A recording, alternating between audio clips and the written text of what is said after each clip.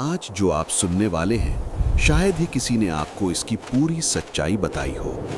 राजस्थान के थार रेगिस्तान में जैसलमेर से सिर्फ 18 किलोमीटर दूर एक गांव है कुलधारा।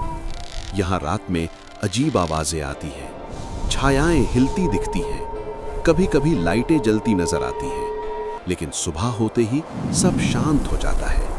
कोई इंसान नहीं दिखता।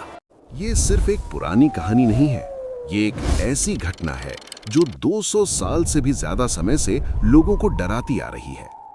आज हम इस गांव की पूरी कहानी खोलेंगे, उसकी शुरुआत से लेकर आज तक के राज तक। असली चौंकाने वाला सच अभी आने वाला है।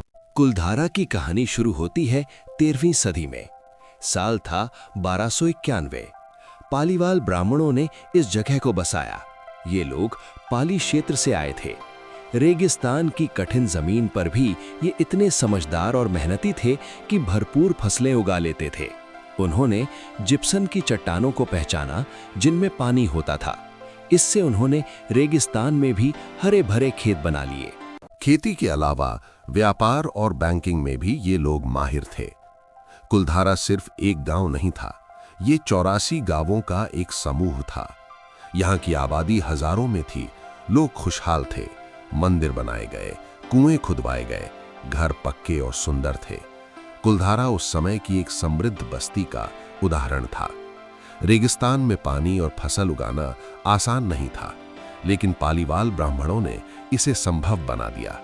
उनकी बुद्धिमत्ता और मेहनत की चर्चा दूर दूर तक थी। लेकिन खुशहाली हमेशा नहीं रहती। 19वीं सदी के शुरू में करीब साल 1825 में सब कुछ बदल गया।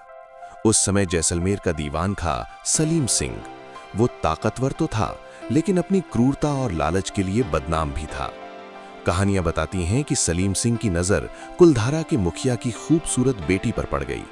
वो उस लड़की से जबरदस्ती शादी करना चाहता था।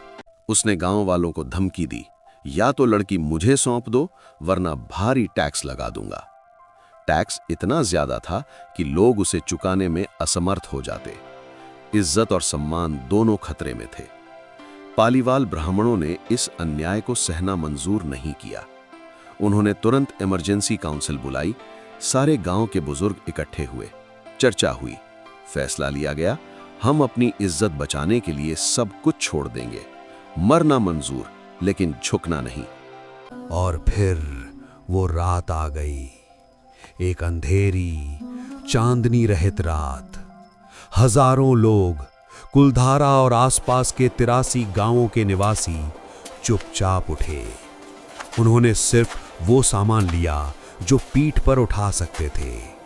बाकी सब, घर, मंदिर, कुएं, खेत, सब वैसा का वैसा छोड़ दिया। एक ही रात में पूरा इलाका खाली हो गया। सुबह जब सलीम सिंह के आदमी पहुंचे तो उन्हें सिर्फ खंडहर नजर आए। कोई नहीं मिला, न लड़की, न परिवार, न कोई गांव वाला।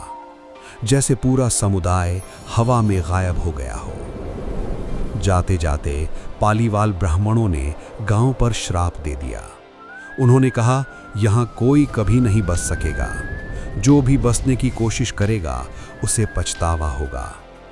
ये श्राप आज भी लोगों के मुंह पर है। 200 साल बीत गए। कुलधारा आज भी खाली पड़ा है। कोई बस नहीं सका।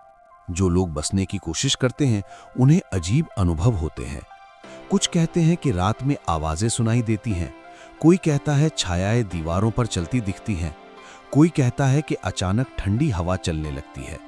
यहाँ तक कि कुछ पैरानॉर्मल टीमों ने भी यहाँ रात गुजारी और दावा किया कि उन्होंने मूविंग शैडोज, विस्परिंग वॉइसेस और स्ट्रेंज एनर्जी महसूस की। लेकिन क्या ये सच में भूत प्रेत की कहानी है या इसके पीछे कुछ और है? इतिहासकारों की नजर में कहानी थोड़ी अलग है। उन्होंने पाया कि कुलधारा की आबादी अचानक नहीं बल्कि धीरे धीरे घटी। 17वीं 18वीं सदी में यहाँ करीब 1600 लोग रहते थे। 1815 में आबादी घटकर 800 रह गई। 1890 तक सिर्फ 37 लोग बचे थे। प्राकृतिक आपदा भी हो सकती है। भारी टैक्स और सलीम सिंह की ज्यादतियां भी एक वजह हो सकती हैं। लेकिन लोकल लोग आज भी मानते हैं कि श्राप असली है। एक लोकल गाइड रमेश, जो रोज टूरिस्ट्स को यहाँ ले जाता है, कहता है, मैं दिन में तो आता हूँ लेकिन रात में यहाँ रुकने से डर लगता है। जो भी यहाँ बसने की कोशिश करता है उसके साथ कुछ ना कुछ बुरा हो जाता है। बदकिस्मती, बीमारी या अजीब घटनाएं, जैसे गांव खुद किसी को बसने नहीं देना चाहता। सोचिए, अगर आप उस समय के पालीवाल ब्राह्मण होते, अपनी बेटी की इज्जत बचाने के लिए क्या करते? पूरा गांव छोड़ देते? अपनी सारी संपत्ति, सालों की मेहनत, मंदिर और घर सब त्याग देते? क्या आप में ऐसी हिम्मत होती?